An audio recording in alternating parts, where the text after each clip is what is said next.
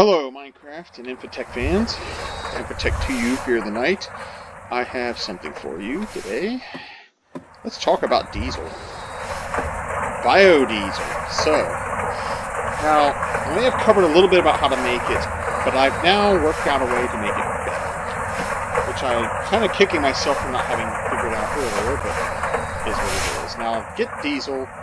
You're gonna need either two different ways. You're gonna need light fuel for this process, or you're gonna have to do things the slow way and use a bunch of fluid extractors to crack out a bunch of, to bust up a bunch of damn peanuts. Peanuts are good because you get a good number for your farming value here. You can set up a bunch of farms. You might be able to automate the farms with the right equipment. You want to build the planters, etc. But it does take a long time to process it, and the more of these, the more powerful machines you use, the quicker it gets done, but it eats a lot more energy. So there's probably a point at which I'm used to basic, because this basic turbine will sit here, just barely chew a little bit of the biogas that got being produced out of carrots, which are the optimal thing to use for that, and it's not using a whole lot of power. You do need a battery buffer here, because occasionally this guy will kick on, and it will eat a little more, and because of the losses in the cable, and the use of power being used by these, it'll eat a little more power than this thing can produce, but the battery buffer will be more than enough to hold it together. Unless you've got this drum full or something. I'm actually run low on methanol. You're going to need some things here. You're going to need, glycerol is a byproduct. You're going to need methanol, and you're going to need sodium hydroxide. Sodium hydroxide is really simple to make. You just get sodium and mix it with water in one of your chemical things, and you'll have no problem. A chemical reactor. And you're going to get stupid amounts of it. It only takes the small amount. So, I cracked a bunch up. I've got dry chemical storage here where I store some of my excess dry chemicals. Fun times. So anyway, let's get some methanol here. I have some seed oil banked up here for this. So I can show you this guy kicking off here. There you go. That's it. Now this does take a little bit of time. It only uses one pile of this. Like I said, you're going to be able to have plenty of it. Now the biodiesel,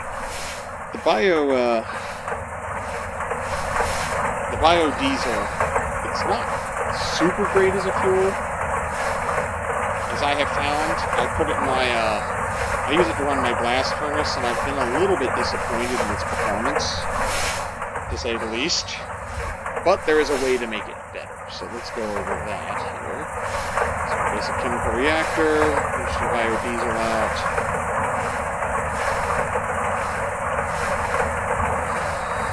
Grab 6 of those, because I've got 2 sitting over here from a little screw up earlier.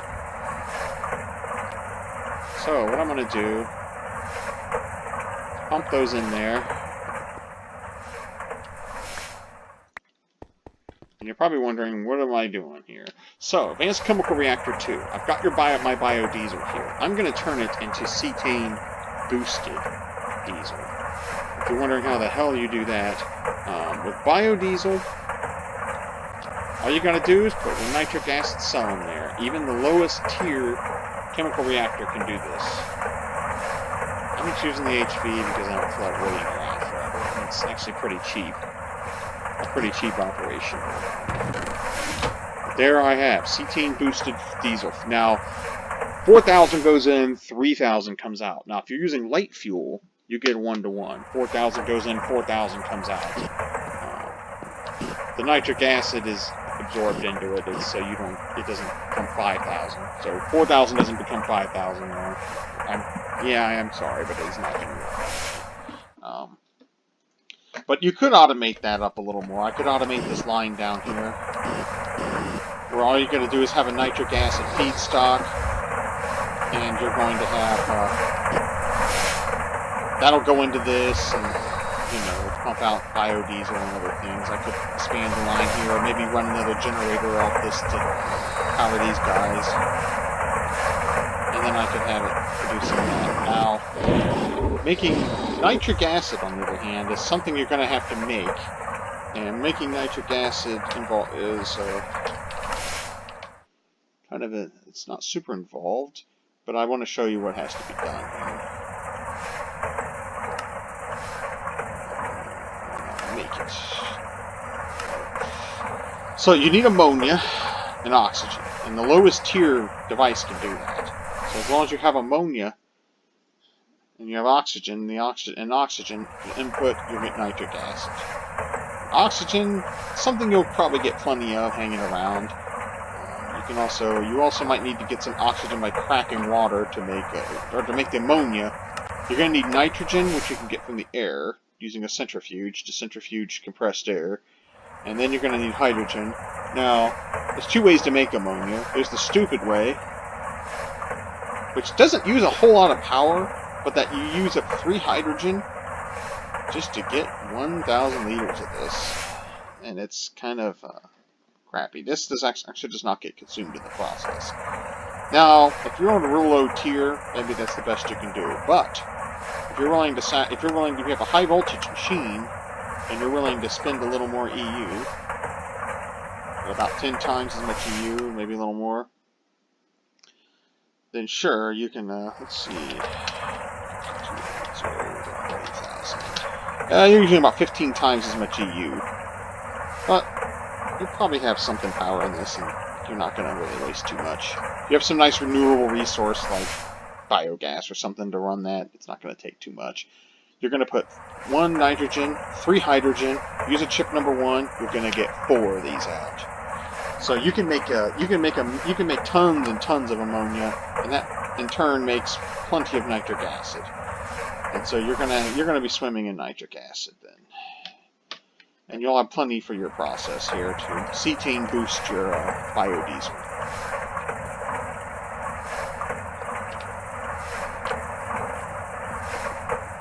I think. Oh yes, took some of my cells out of the process down there. I need to put them back in. So there you go. There's your cetane. Now, you're probably wondering, what kind of bang for the buck do you get out of this? Okay, so, using a turbo combustion. Now, we're using high voltage, so you're, doing whatever percentage you get out of that. And a nichrome block coil. And, so high voltage, nichrome block coil block. I ran a piece of aluminum through with the regular biodiesel, and it took 1164 to do that.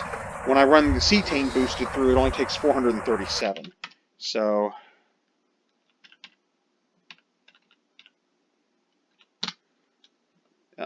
let's see, 64 divided by 437. That's about 2.66 times better. So that's 2.66 times better than it was, and all I had to do is add a little nitric acid. Doesn't seem to be particularly expensive to make. The materials, as long as you can come by plenty of hydrogen and plenty of oxygen and nitrogen, you're not going to have any trouble making this stuff. The nitrogen isn't hard to obtain. The hydrogen isn't either. It should be able to. I think theoretically I can make something that would power itself and still produce simple, decent amounts of fuel.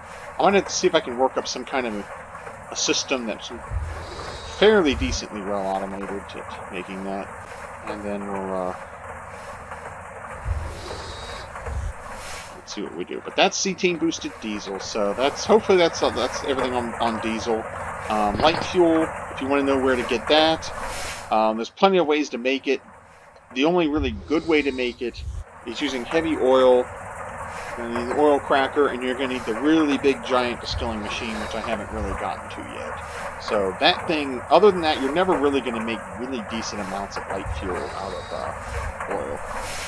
You're just kind of going to get a crap return on that on investment there. I'll look it up here just to show you though. Because light fuel can be used if you don't want to wait forever for biodiesel to get made. So sulfuric light fuel is made using oil, straight up oil. Well, it looks like regular oil here does a 1-to-1 conversion. But actually, that's not too terrible. That's right, I remember going through that. Now, how do I get oil? Straight up oil can come out of oil sands through centrifuge. It's being centrifuged. It's a pain in the butt, but you can do it. Chemical reactor. I know in the past you could distill like heavy oil or light oil straight into this, but I don't think you can do that anymore.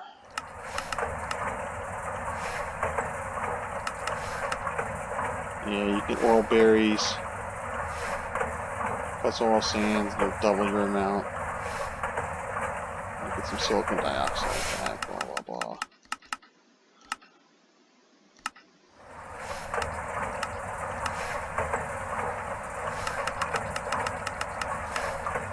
Okay, so there's that. Let me see what else will make this guy. Oh, I wonder how to make it, not use it. Okay, so oil goes 1-to-1 into it. Light oil, 75 to 10, yuck. Raw oil, 50 to 25, not so good. Heavy oil, 100 to 45. So you can kind of produce somewhat decent amounts, maybe. Now, heavy oil, you're going to involve using a heavier distillery than you're going to use medium voltage. You can turn it straight into that. You do have to strip the sulfur off, which is going to mean work needs to be done with some hydrogen. You get light fuel then, and then you can take that light fuel, add the nitric acid, and you get cetane boosted diesel. So pretty good one here. Oil cracker. I'm not sure what hydro cracking. I think hydro cracking is just going to let you break that up into other crap, which you don't really necessarily want to do. Now, I know heavy fuel, when you distill it out after cracking it, you can get some light fuel out of that. The distillation tower just does so much a better job. Let's see. Oils, your basic oils, light oil. You'll get plenty of light fuel. Raw oil, you'll get a little bit better. Oil, water. Steam cracked naphtha. Steam cracked propane. Steam cracked refinery gas. You don't get anything out of that. Steam cracked heavy fuel. Yeah, you'll be able to produce plenty of light fuel with that. I've actually got a little spreadsheet involving cracking and what you can get out of it using these distillation towers. Heavy oil, you can actually produce a significant amount of stuff. A sulfuric heavy fuel, and that thing can then be then cracked up and turned into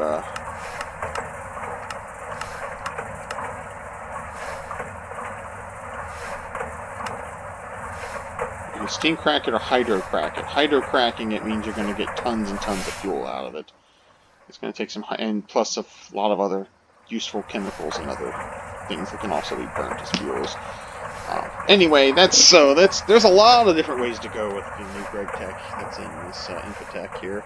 So now the one gripe I do have is you see this fertilizer here that comes out. The only thing I really do is recycle it to scrap out of industrial crap. I do wish they had a way so that you could centrifuge that and get ammonia out of it,